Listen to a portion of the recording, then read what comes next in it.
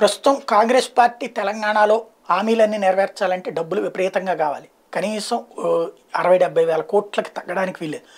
అట్లాంటి దశలో ఇప్పుడు కీలకమైనటువంటి అడుగులు ఏంటయ్యా అంటే ఏం చేస్తారు? సంపద సృష్టి. ఉన్న సంపద కాకుండా అదనంగా ఎక్కడి నుంచి వస్తుంది? పీక్ స్టేజ్ ఆఫ్ ఇన్కమ్ ఉంది. ఇక అంతకు మించి ఎక్కడి నుంచి వస్తుంది? ఇక్కడే అసలు సమస్య.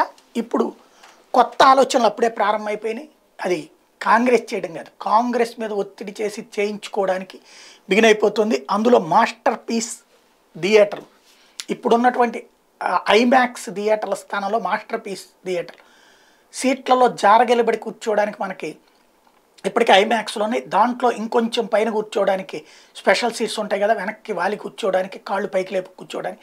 వాటితో పాటుగా తినుబండారాలన్నీ థియేటర్ లోపలికి వస్తాయి కదా, వీటితో పాటుగా మద్యం కూడా తాగుతూ సినిమా చూసేటటువంటి విధంగా మద్యం థియేటర్లో సప్లై చేసేటటువంటి కాన్సెప్ట్ని ఇప్పుడు తెర మీదకి తీసుకొచ్చే వర్గం ఒకటి సిద్ధమైంది.